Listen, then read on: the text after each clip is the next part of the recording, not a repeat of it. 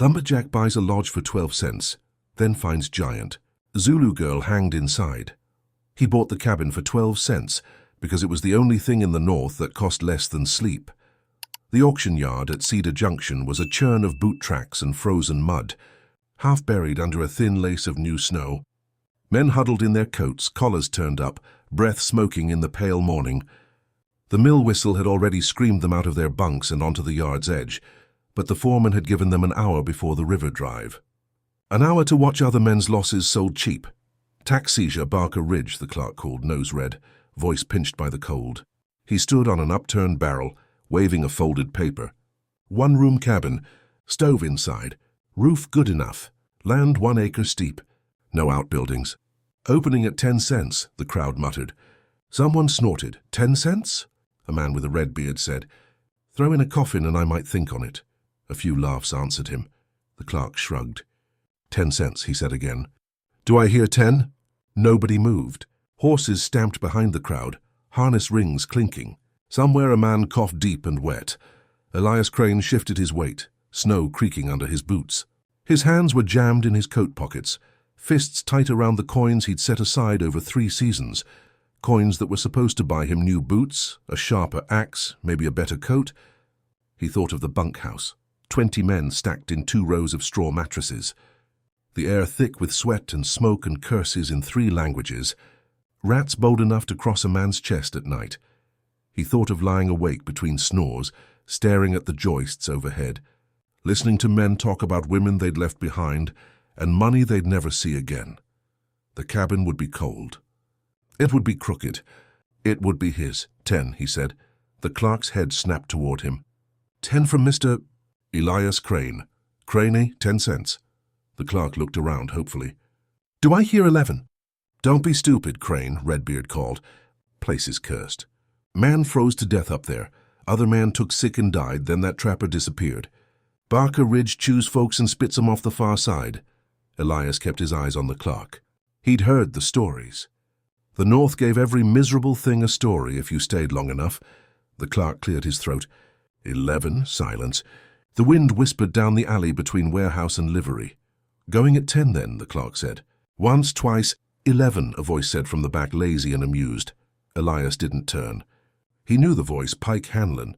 Saw crew, mean with his liquor. Mean sober. 12, Elias said. Redbeard laughed. Listen to 'em. Fighting over a box of rot. The clerk bounced on his toes. 12 from Crane. Do I hear 13? Pike spat into the snow.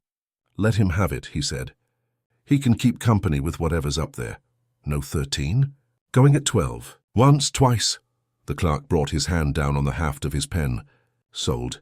Cabin on Barker Ridge to Elias Crane for 12 cents. Murmurs drifted through the crowd.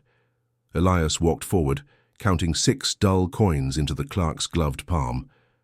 His fingers were scarred from years of axe handles and wet rope. Sign here, the clerk said, handing him the paper and a stiff pen. Elias scrawled his name. The letters looked small and awkward on the wide line. You know where it is? The clerk asked. Up past the second fork, Elias said. Where the ridge cuts the creek. That's right. The clerk hesitated. You watch yourself up there. Weather turns quick on that slope. Elias folded the paper and slid it into his inside pocket. Weather turns quick everywhere. He turned away from the barrel, stuffing his hands back into his coat, and found Pike watching him with a half smile. You aiming to winter up there? Pike asked. Maybe, Elias said. Hope you don't mind company that don't talk much, Pike said. Old Barker never did, far as I heard. Man's dead, Elias said. Pike's smile widened, but there was no warmth in it. That's what I meant. Elias walked past him without answering. He'd learned long ago that some men weren't worth the weight of words. The river crew was already gathering near the upstream path, pivets across their shoulders, boots thudding. The foreman barked at stragglers. Elias joined them, head full of the cabin, 12 cents. A scrap of paper.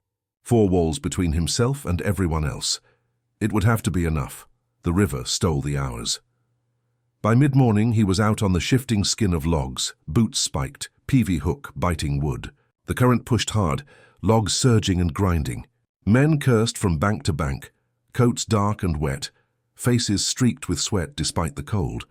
Ice drifted between the timbers like broken glass. Move, move. the foreman shouted from the bank, voice lost under the roar of water and wood. Elias drove his weight into his shoulders, rolling a jam free, feeling the give and slide under his feet. The work was its own language. Balance, timing, trust that the man beside you would plant his pole when you needed it. He did not talk much on the river. He saved his breath for not drowning. By the time the sun dragged itself across the low sky and faded, his hands stung, his shoulders burned, and his beard was stiff with ice where river spray had frozen. Only back on the bank, in the dim light near the cook tent, did he remember the paper tucked into his coat. He ate standing, stew cooling fast on his tin plate, bread hard as bark. The bunkhouse door loomed behind him, lamplight leaking around the frame, voices spilling out, arguments, jokes, a half-drunken song about a girl in Quebec none of them had met.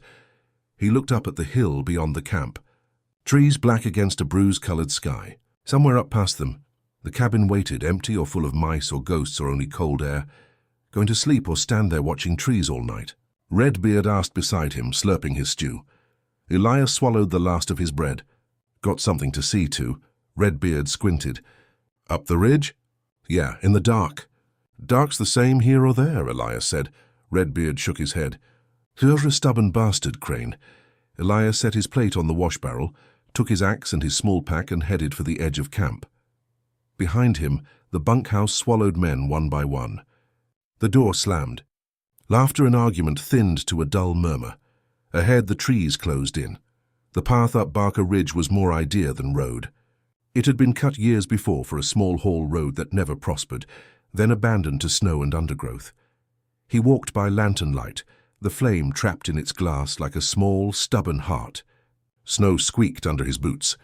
Branches brushed his shoulders. The air grew colder with each step, as if the ridge hoarded its own weather. He stopped once to catch his breath and listen. The world was small sounds, the metallic creak of his harness where the axe strap rubbed, the faint whisper of his own breath, the far-off crack of ice shifting on the river. No birds, no animals that he could hear. He climbed. The trees thinned near the top. The wind found him again, sharp and clean. In the lantern's circle, the ground leveled, then opened into a small clearing. Snow lay smoother here, broken only by old tracks hardened into shallow depressions. The cabin crouched at the clearing's far edge, back pressed to the trees. It was smaller than he'd imagined. 4 walls of darkened logs, roof pitched to shed snow, stone chimney leaning like a tired man. No smoke. The door hung a little crooked. One small window beside it was shuttered tight. Elias stopped a few yards away. He let the lantern light slide over the logs, the roofline, the black slit of the unchinked seams. His breath came in heavy clouds. He had seen worse. He crossed the remaining distance, boots muffled now by deeper snow. The door handle was iron, bitterly cold. He wrapped his glove around it and pushed. The door stuck, then jerked open with a dry groan. Cold hit him like a wall. Not just the night's cold, but the kind that settles into wood and waits. The lantern light found rough floorboards, a small iron stove, a narrow bunk, a table with one leg propped on a stone. Dust on everything. He stepped inside, shoulders brushing the frame. The air smelled of old ash and something else, faint and metallic, buried under the scent of stale wood. His boots thudded on the floor. He set the lantern on the table, its light pushing back the shadows in thick wedges.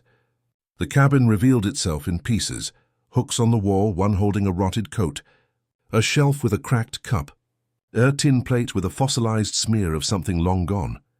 His gaze found the ceiling. There was a rope hanging from one of the rafters. At first, in the uneven light, he thought it was just that, a rope left by some trapper. But the length of it was wrong, the knot at the end wrong. It wasn't coiled.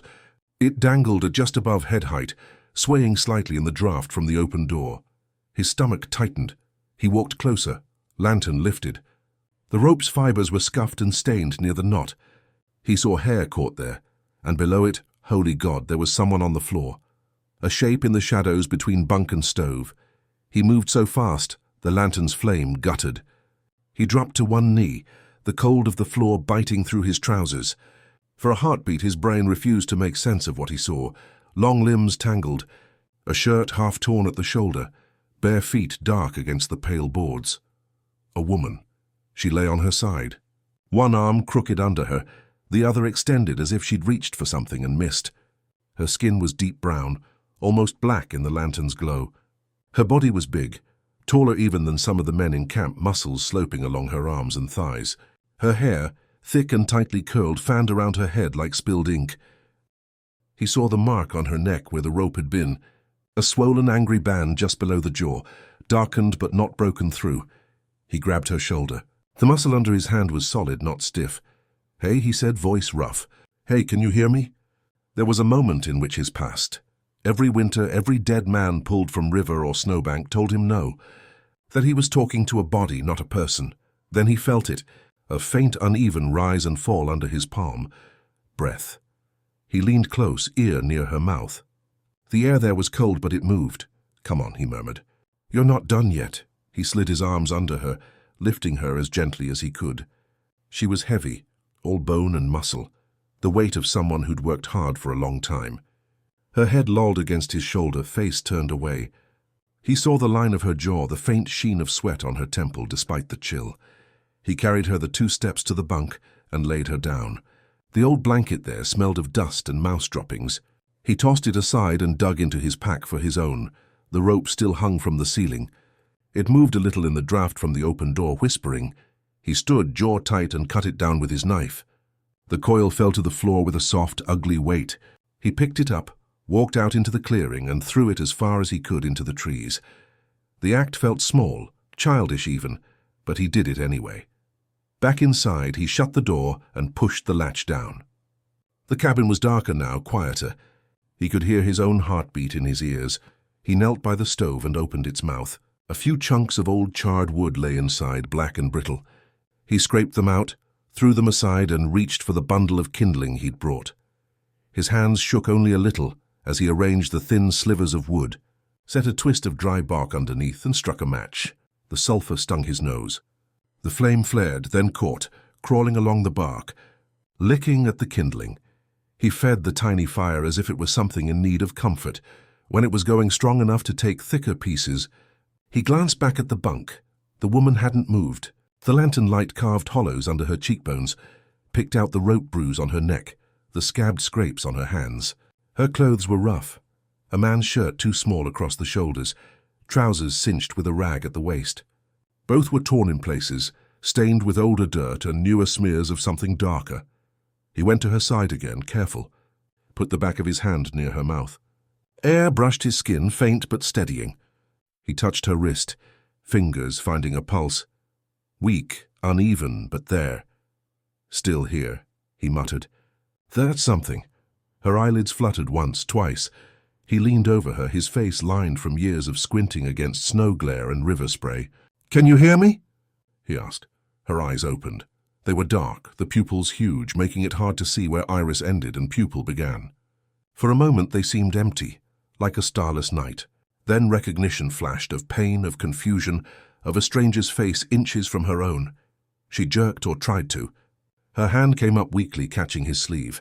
Her throat worked, but when she tried to speak, only a dry, broken sound came out. "Easy," he said quickly, one hand hovering above her shoulder in case she thrashed and reopened something. "Don't try to talk yet. You're safe. You're in a cabin." "I'm not—" He stopped. Words like "I'm not one of them" felt stupid and thin in his mouth. He didn't even know who them was. Her gaze jumped around the room, the ceiling, the stove, the door, then back to him. Her grip on his sleeve tightened, surprising in its force despite her weakness. "Water," she rasped. The sound of it was rough, accented, vowels drawn different from the men he knew. "Yeah," he said. "All right, water." There was a bucket near the door. The ice in it had a thin film on top, not solid. He broke it, chipped out a chunk, held it in his palm for a second to melt the sharpest edges, then brought it to her lips. She sucked at it, as if it were life itself. Maybe it was. He went back for more, then set some chunks in a dented tin pot and put it near the stove. The heat was low but growing. Soon there'd be real liquid water. When he returned to the bunk with another nugget of ice, her eyes were clearer. They tracked him. Her hand shifted on the blanket. He noticed again how large her hand was, how the tendons stood out along the back of it, the nails cracked but strong. "Who are you?" she whispered. He sat on the edge of the bunk, careful not to jostle her. "Name's Elias Crane," he said. "I work river drive and timber. Bought this cabin from the town this morning." She frowned. as if the words had to travel through something thick to reach meaning. "You own this?" "Best I can," he said. "Paper says it's mine anyway." Her gaze slid toward the dark spot on the ceiling where the rope had been. "I was here first," she said, the ghost of a wry note under the rasp. He huffed something that might have been the beginning of a laugh. "You were," he admitted. "Didn't expect company." She closed her eyes for a second. Her throat worked. When she opened them again, something like shame had crept into them, old and bitter. "I tried to go," she said very quietly. "I figured," he answered, just as quiet. "You didn't succeed." Her jaw clenched. "You stopped me. I cut you down," he said. "You were still breathing. Seemed wrong to let that stop." Her eyes shone, not with tears, but with something harder. "Why?" He thought about that. About all the men he'd seen the North take without anyone asking why. A boy under a log crush, a man under ice when the jam broke, an old cook who just didn't wake up one morning. "Because you were still alive," he said finally. "That's enough where I'm from." She looked at him so long he had to glance away. The water in the pot began to simmer. He brought it to her in a tin cup, blew on it and held it to her lips. She drank in small, careful sips, eyes closing, throat moving slowly. "What's your name?" he asked when she'd had half. She hesitated. He saw the moment of weighing. "Whether to give this stranger such a thing, Nomusa," she said at last. The sound of it was soft in the cold room, the syllables folding into one another. "Nomusa Kadlamini." He tried it in his mouth. "Nomusa." Her lips twitched. "Close." "I'll get it," he said. "If you stay." She stared at him, then at the door, then at the ceiling again. "You think I still want to go?" "I think you haven't decided," he said. She did not answer. The first hours were about heat. He fed the stove tirelessly, cutting more kindling from old broken chair legs someone had left in a corner, from a splintered crate from his own spare plank. Once the cabin began to hold warmth, the air lost its knife edge. Her shivers eased. Her hands, which had been cold as the boards, warmed enough to move. He checked her neck with as much care as he'd give a cracked axe handle, gentle fingers exploring for breaks without pressing hard. She flinched once, but the bones felt sound. The bruise, ugly as it was, looked like it would fade. "Hurts?" he asked. "Feels like rope still there," she whispered. "Won't be for long." He heated more water, tore one of his shirts into strips and soaked them. She watched him with level eyes. "You have done this before," she said. "Took a course in saving fools," he said dryly. "Men fall off logs. Cables snap. Lot of ways to get hurt on a river. Men, not women." "First one for me," he admitted. He laid the warm cloth gently along her neck, then another over the rope-mark ridge. She closed her eyes. A tight line between her brows eased a fraction. "You from here?" she asked without opening them. "No," he said. "Maine before this. Milltown near Bangor. My pa cut for the same company I do now," till his lungs gave. Yo, she was quiet longer this time.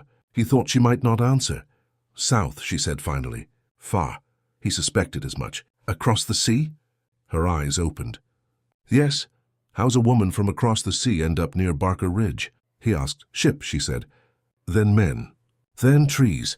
It was no story, but he heard enough inside it to let the questions die. He set another cloth to warm. The steam from the pot drifted across her face. For a moment he saw something soften there, eyes unfocused as if some other sky had floated into view over the log ceiling. "You work for them?" she asked suddenly. "Who?" "The men with rope." Her hand moved, almost involuntary, toward her neck. "No," he said firmly. "I came from the town. Didn't know you were here. I don't know what they did or why they left you." "They left because they thought I was gone," she said. "Or they not care." The way she said it told him she'd been uncared for long before that rope. "Well," he said, "they were wrong on the first count. The second's their loss, not yours." She watched him as if he were speaking a language she almost recognized but didn't quite trust. "You talk like a priest," she said. He snorted. "Priests don't swing axes 10 hours a day." "Maybe they should," she muttered. He liked that. The corner of his mouth tugged upward. He did not sleep much that night. When she finally drifted into a ragged doze, breath whistling faintly, he sat by the stove with his back against the wall and watched the fire's light crawl over the boards. His own body ached from the day's work and the climb, but each time his head nodded, some worry yanked him awake again. He checked her breathing, the color of her lips, the warmth of her hands. He covered her feet with his coat. Once, near dawn, She jerked and whispered words in a language he didn't know, her voice small and frightened. He spoke her name softly. Nomusa. Her eyes flew open, wild. He met them steady as he could. You're in the cabin, he said. You're here. Rope's gone. She stared at him. Slowly the focus came back. Her shoulders dropped a fraction. Fire, she murmured, looking past him. Yeah, he said. You hear it crack. I hear water, she said. From home. He didn't know what to say to that, so he just sat there until her gaze steadied and her breathing slipped back into a tired rhythm. The morning outside came grey and hard. He opened the door a crack to check the sky. Wind bit his face. Low clouds pressed down on the trees. More snow coming. From up here, Cedar Junction was invisible, just a smear of darker smoke blending into weather. He shut the door quickly, trapping what warmth they had. Nomusa was propped a little higher on the bunk now, back against the log wall. In the better light he saw more of the bruises on her arms, a scrape along one cheekbone, the way her knuckles were split and healing. How long were you up here? He asked, coming to stand near the bunk. She thought on it. 2 days, she said. Maybe 3. I walked from their camp. I hide in wood. I come when I know they gone, he frowned. Their camp up the ridge, down near water. She lifted her hand and moved it in a small zigzag, as if drawing the route. They cut trees. Man from here, man from far. I cook, carry, wash. I do many things. And when you stop doing them? They say I am bad luck. The words, simple as they were, sounded like a knife sharpening on stone. He looked at the rope bruise again, and his jaw clenched. What happened? He asked. 1 man sick, she said. Fever. It moved through camp. 4 men die. They say it because I am there. Because I am from far. Her mouth curled slightly around that last word, as if it was sour. They talk long time. Then they say I must go. Not back to town. Not back to ship. Just go, but you didn't. She met his eyes with a flat steadiness. Now you see I did, he said nothing. Words felt flimsy in front of that kind of weight. After a moment she shifted her gaze to the stove. You will send me back? To them? He asked. Yes, he shook his head once. No, she blinked. You not afraid? Of what? Men town, they see me, they ask questions. They do not like answers. I'm not walking you into camp like a piece of stolen gear, he said. You're not theirs. You're not mine either. But you're not going back to men who decided your life was cheap. She studied him. There was suspicion in it, but also something else. You think my life not cheap? She asked softly. He thought of what 12 cents had just bought him. Some rotting boards on a ridge, a drafty roof, and a stranger fighting to breathe in his bunk. No, he said. I don't. The storm came by midday. It started as a whisper on the roof, then grew teeth. Snow battered the shutters, hissed in the gaps between logs. The cabin creaked and settled under sudden cold. Elias checked the chinks, stuffed old rags and moss into the worst places. He chopped what wood he had into smaller pieces to eke out the heat. His body moved on habit. Work now, think later. Nomusa watched him with sharp eyes, absorbing each thing he did. How he twisted the kindling, how much wood he fed the stove at once, how he banked the coals low to make them last. You know this place, she said. No place is like it, he answered. In my home house breathe, she said. Walls not so tight. Here you build to keep world out. World's mean up here, he said. You give it an inch, it takes your lungs. She lay quiet for a long time after that. The storm's voice filled the silences between them, moaning, rattling, the occasional sharp crack of a branch giving way outside. At one point he saw her trying to shift her legs over the edge of the bunk. Easy, he said, stepping forward. Where are you going? To help, she said. With what? You can barely hold a cup. Still I can try. You try too hard, you tear something that's healing, he said. Then I have 2 problems instead of 1. She frowned at him. You talk like you own problems, don't I? You do, she said grudgingly. So you bought them for 12 cents? He barked out an unexpected laugh, short and surprised. Fair, he said. Her mouth quirked just a fraction. He relented. Tell you what. You sit and watch. If I do something foolish, you tell me. That's helping. She considered that, then nodded, so she watched. And he worked. And as the day staggered into night under the same grey light, the small cabin on Barker Ridge became less a frozen box with a rope in the rafters, and more a place where two lives were stubbornly, awkwardly refusing to go out. The days that followed did not make a single clean story. They were small, hard pieces stacked like firewood. Namusa's strength crawled back, slow but steady. She sat up longer each day. Her voice stopped breaking on the ends of words. She could drink broth without trembling. He learned how to listen to her breathing from across the room, to tell by the way it hitched whether she was awake or sunk in some dream. He learned that when she grew quiet and her eyes turned far away, it wasn't always because she was hurting.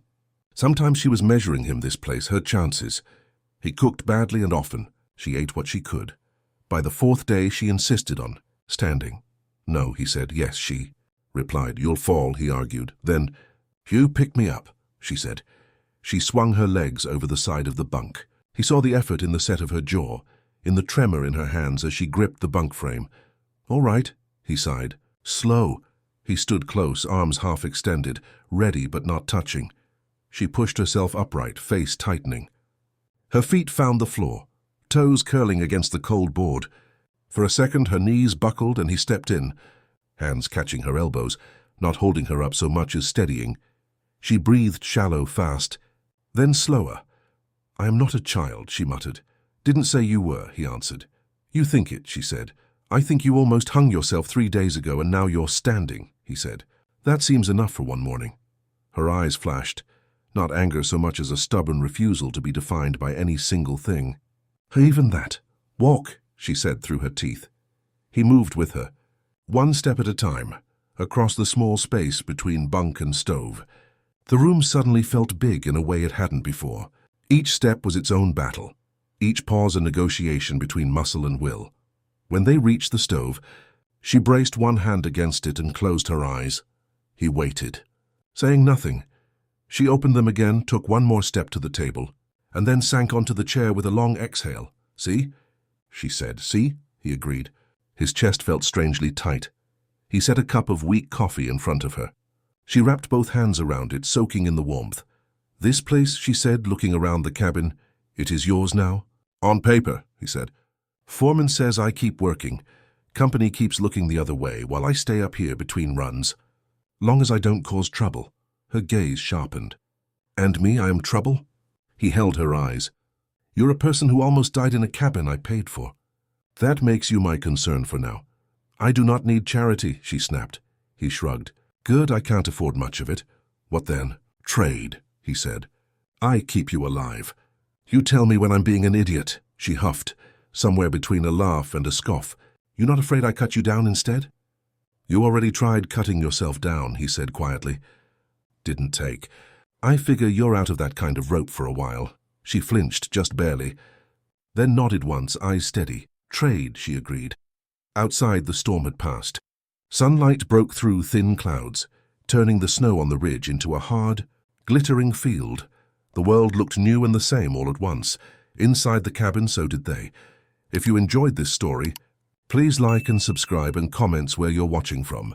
See you on the next one.